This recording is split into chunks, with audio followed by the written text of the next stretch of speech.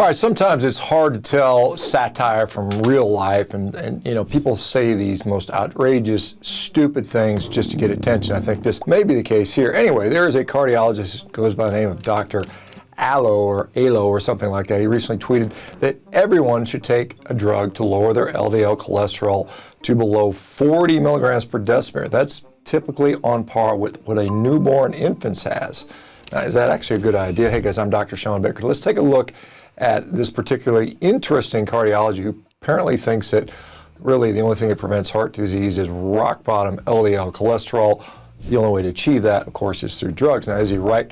Well, we're going to look at what he says in detail. First of all, who is this guy? What are his views on health? Let's take a look. Really, if we just stop eating the way we eat, we're going to magically make all these diseases go away? No. Wow, really? Well, we all know that this is simply wrong, but let's confirm that anyway. So let's look at this 2018 study in the International Journal of Molecular Science. Their conclusion, after reviewing dozens of studies on diets and nutrients, was that we have shown the intimate relationship between nutrition and cardiovascular disease. So yes, of course, diet has a lot to do here. Here's what his view is on sugar. Look, sugar is not toxic. Sugar is just a type of calorie. You are welcome to eat all different kinds of calories. It doesn't really matter. Sugar is not bad for you in the absence of excess calories. Of course, now is that good advice? A 2018 article in Nature published an article addressing sugar and heart disease, and they found that refined carbohydrates, especially sugar and sugar-sweetened beverages, increase the risk of cardiovascular disease. Now, what does he think about red meat? I bet you can guess on that one. Like literally, if people eat the red meat and all the saturated fat, you are causing more heart disease, more strokes, more cardiovascular death. Without question, the totality of evidence proves that. This is not like a question. This is literally actual scientific data.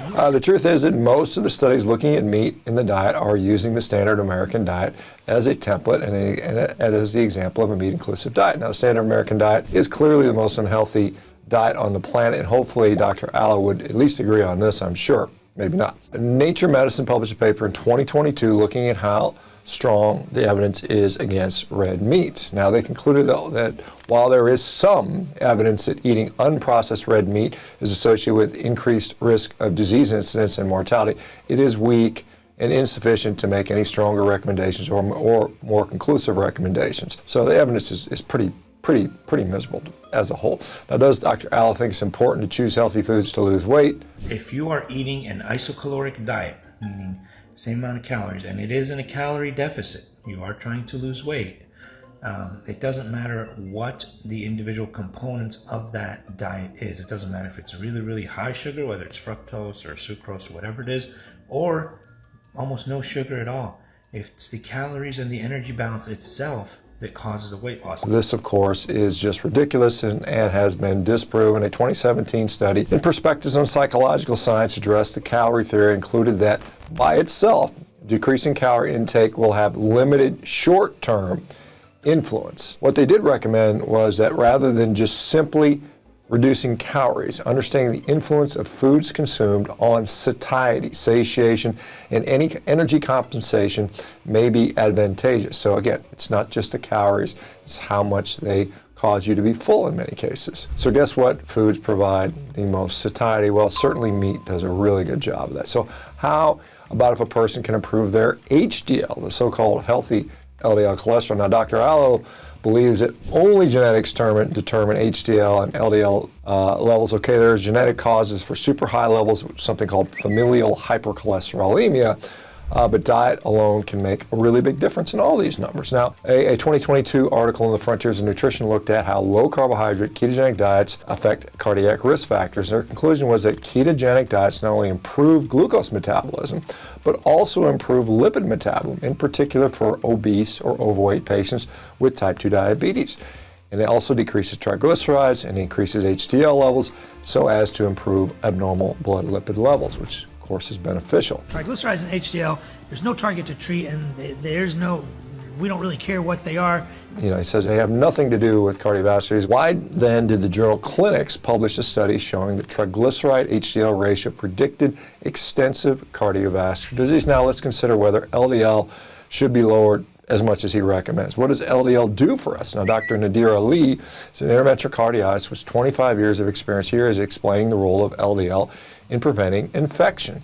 Now, you would be surprised to know that there are animal studies that show that the lowly LDL is the one that soaks up this AGR protein so that quorum is not established and infection is abolished. And LDL can also help reduce inflammation. This is the Leiden 85 study, 700 patients followed for 10 years. And they looked at whether cholesterol predicted their mortality, their cancer death, and their infection. And what we found is that high cholesterol was defined as 300 or greater, 250 was middle cholesterol, and 200 was low cholesterol. The highest cholesterol group had the lowest overall mortality. The highest cholesterol group had the lowest overall cancer mortality. Old people die of infections, pneumonias. The least risk of infection was in the highest cholesterol group. Clearly, LDL is not the universal bad guy that Dr. Allo makes it out to be, at least for most people. His population of patients is quite specific, though. I'm not seeing people with cholesterols of 160, 170 total cholesterol, or LDLs of 70, 80, 90, 100. I'm seeing the sickest of the sick with the worst cardiac disease. So we may understand why Allo is so obsessed with lowering cholesterol. I can agree with Dr. Allo about the importance of weight loss, though. If your diet is causing weight loss, then all of your cardiovascular markers are improving. Why? That obesity, that adiposity, which is the fat cells, are super pro-inflammatory. But what if cholesterol in patients who don't have advanced heart disease is potentially beneficial? A 2016 study in the BMJ looked at 19 different studies with over 68,000 people and concluded that in almost 80% of the total number of individuals, LDL-C was inversely associated with all-cause mortality. That means to say that the higher the LDL cholesterol, the lower the mortality. There's another, even bigger study, looked at 12.8 million people. That's a lot of people. 12.8 million people is one of the biggest studies I've ever heard of. And these researchers found an inverse relationship between cholesterol and mortality. Basically, lower cholesterol, below 200, raise the risk of dying. It looks pretty obvious that across the board, just to say that everyone should dramatically lower their LDL cholesterol or even their LDL is just a bad call. Perhaps when looking at the patients Dr. Allo works with, it might make a lot more sense. However, with most people, they're really interested in just not dying, right? Okay, let me know what you think. Do you know of someone who has improved their health despite also raising their cholesterol? If you'd like to see more facts about cholesterol, check out this other video about the secrets of cholesterol linked up here. All right, guys, thanks for watching. We'll see you the next time.